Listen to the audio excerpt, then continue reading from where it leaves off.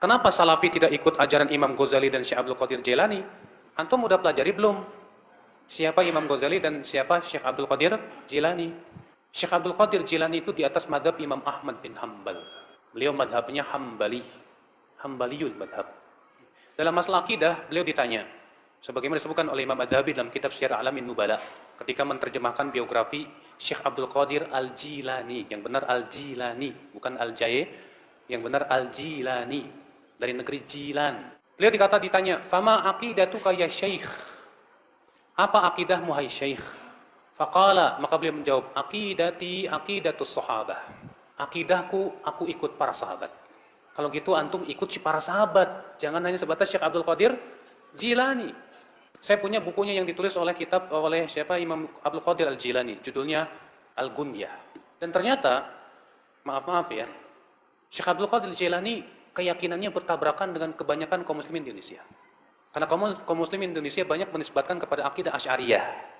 Sedangkan Syekh Abdul Qadir Jilani termasuk yang membantah akidah Asy'ariyah. Di mana dalam kitab Al-Gunyah beliau berkata begini, "Wa kana Allahu ala arsy istawa." Dan adalah Allah bersemayam di atas arasy-Nya. Wala yuqalu kama taqulul Asy'ariyah. Dan tidak boleh dikatakan seperti yang diucapkan oleh kaum Asy'ariyah, bi annallaha fi kulli makan, bahwasanya Allah di setiap tempat. Jelas, kalau antum enggak percaya silahkan rujuk kitab Al-Gunyah tulisan Syekh Abdul Qadir Jilani. Tegas di situ beliau mengatakan begitu. Saya pernah, Pak, maaf saya di salah satu kiai di kampung saya, dia mengkafirkan saya. Hanya saya berkeyakinan bahwa Allah bersemayam di atas arsy. Kata dia, Ustadz Badrul Salam itu kafir. Masa dia mengatakan bahwa Allah bersemayam di atas arsy? Saya bilang, kalau gitu kenapa Bapak tidak mengkafirkan Syekh Abdul Qadir Jilani? Bapak mengagungkan Syekh Abdul Qadir Jilani. Oh, itu kutub. Ya, wali itu wali. Dalam dunia tasawuf, Syekh Abdul Qadir Jilani itu disebut dengan apa? Al-Ghauth, kutub. Walinya para wali. Sampai derajat yang paling tinggi, Pak. Sampai disebutkan dalam manaqib Syekh Abdul Qadir Jailani, katanya Syekh Abdul Qadir Jailani menempeleng malaikat maut. Ya. Kita katakan, taib, Anda menghormati Syekh Abdul Qadir Jailani? Syekh Abdul Qadir Jailani mengatakan Allah bersemayam di atas arsy. Kenapa Anda tidak kafirkan sekalian? Inilah, ya akhi, memang kita harus membuka pemahaman kepada masyarakat siapa hakikatnya Syekh Abdul Qadir Jailani. Dan Syekh Abdul Qadir Jailani itu hidup setelah imam yang 4. Makanya disebut bahwa beliau di atas fikihnya dalam masalah madhab. Beliau madhab Imam Ahmad bukan Syafi'i beliau, tapi Hambaliyul madhab. Imam Ghazali di akhir hayatnya, beliau sibuk dengan membaca Sahih Bukhari.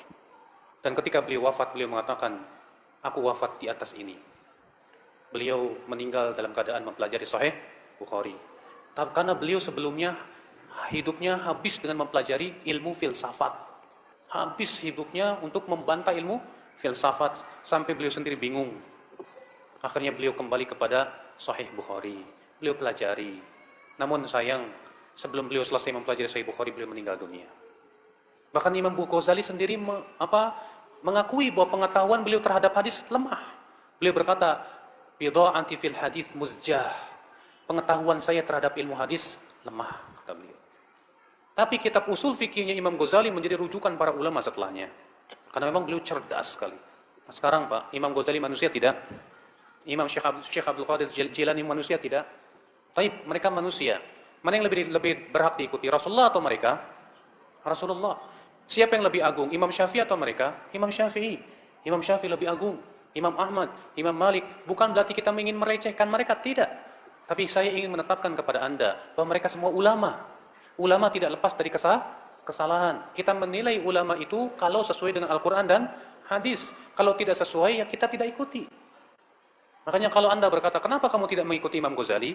Saya tanya, Imam Ghazali ikut siapa? Kalau Anda berkata, Imam Ghazali ikut Al-Quran dan hadis, taib. Ya, kita pun sama-sama ikut Al-Quran dan hadis. Kalau pendapat Imam Ghazali sesuai dengan Al-Quran dan hadis, kita terima. Kalau tidak, kita tidak terima. Ya. Demikian pula Syekh Abdul Qadir Jilani. Maka itulah ya akhwal Islam, keyakinan kita terhadap para ulama. Kita hormati mereka, kita cintai para ulama, kita jadikan mereka rujukan dalam memahami Al-Quran dan hadis. Tapi kita tidak mensucikan para ulama, kita tidak mengkultuskan para ulama. Kita mengatakan mereka orang-orang yang diberikan oleh Allah kelebihan, kecerdasan. Namun kalau mereka berselisih pendapat, kita lihat mana yang paling kuat dalilnya. Kesalahan kaum muslimin, Pak, ketika terjadi perselisihan ulama, berdalil dengan pendapat ulama. Padahal kata para ulama, pendapat ulama bukan dalil untuk ulama lain. Seharusnya kalau terjadi perselisihan ulama, dalil kita Al-Quran dan hadis. Itu yang kita pakai.